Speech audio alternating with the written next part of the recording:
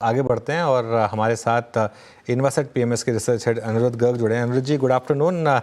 कैसे नेविगेट करें इस वॉलेटिलिटी को? 23,000 पर निफ्टी अब। Good afternoon Anuj ji.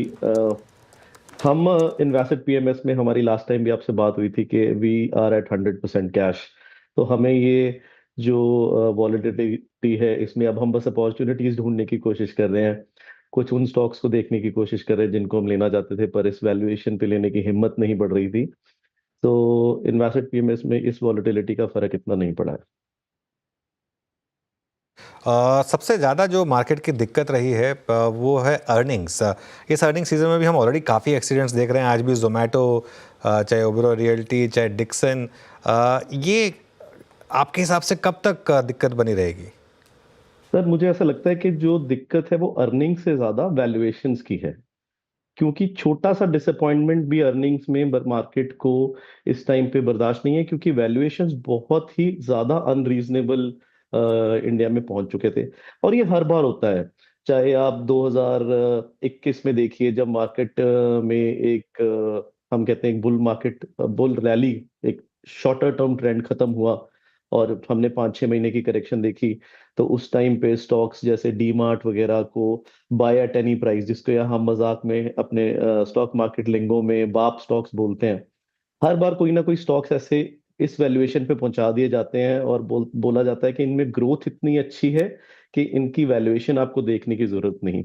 But ये मेरे हिसाब से बिल्कुल भी रियलिटी नहीं है। हर स्टॉक्स में ग्रोथ और वैल्यूएशन का एक अच्छा मिश्रण होना चाहिए, और वो मिश्रण कहीं ना कहीं इंडिया में बहुत सारे स्टॉक्स जिनकी हम रेगुलरली बात करते हैं, हम सब बात करते हैं, वो बिगड़ा। आप जोमेटो को देखिए, आप डिक्सन टेक्नोलॉजीज को देखिए। इन सब स्टॉक्स में ऐसे बहुत सारे स्टॉक्स हैं, एक नहीं, मैं कम से कम 20 गिना सकता हूँ आपको, जिसमें ठीक है, दे आर वंडरफुल कंपनीज, बहुत बढ़िया कंपनीज, बट ग्रोथ और वैल्यूएशन का जो एक कॉम्बिनेशन है विच वो जस्टिफाई नहीं कर रहा था। और इन्हीं सब चीजों की वजह से कहीं ना कहीं मार्केट में करेक्शंस आती हैं और ये कैपिचुलेशंस होती हैं। और लॉन्ग टर्म इन्वेस्टर्स को कहीं ना कहीं एक अच्छा मौका मिलता है from time to time, owing to you know these abnormalities in the market.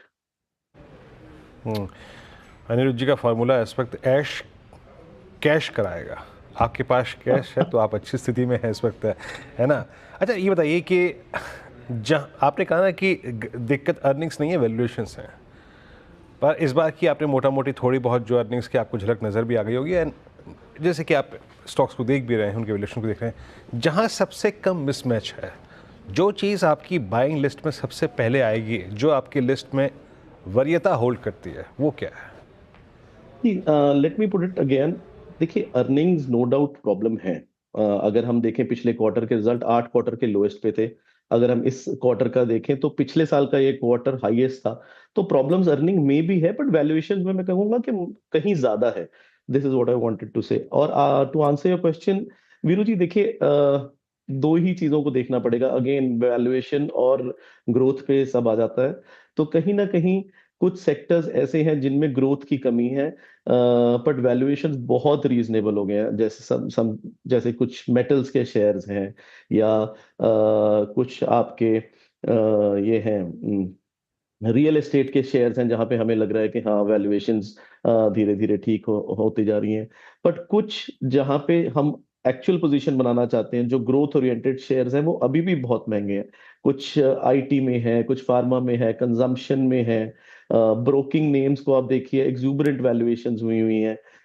कहीं ना कहीं आपको जो न्यू एज टेक कंपनीज हैं उनमें आप देखिए, रिटेल में देखिए आप, Trent is a wonderful company. मतलब अगर आप, मैं लुधियाना में बात करूं जहां से मैं ओरिजिनली बिलोंग करता हूं, एक शहर में 5 स्टोर्स खोले हैं ट्रेंट ने।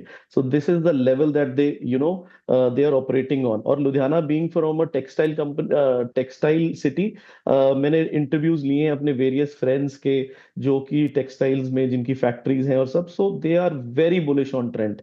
बट क्या साथ में वैल्यूएशन सपोर्ट करती हैं? तो इस टाइम पे मार्केट में आपको लेनी तो ग्रोथ ही है, बट उसको आपको कहीं ना कहीं वेट करके सही वैल्यूएशंस पे लेना पड़ेगा। And I believe it is very painful, believe me. आप बोल रहे थे कैश है तो ऐश है, बट ये बहुत डिफिकल्ट है कैश पे बैठना, क्लाइंट्स को समझाना, खुद के मन को समझाना कि हाँ एक बुल मार्केट में आप 100% कैश लेके बैठिए, और कहीं ना कहीं वैल्यूएशंस और ग्रोथ का जो कॉम्बिनेशन है वो ठीक होगा। और वो होता है टाइम टू टाइम। आप देखिए, आप हर 2 साल 2.5 साल में देखेंगे कि जो इंडिया का मिड कैप इंडेक्स है, एक सिंपल छोटा वन फैक्टर मॉडल बनाता हूँ कि इंडिया का जो मिड कैप इंडेक्स है ये 20% टूटता ही टूटता है।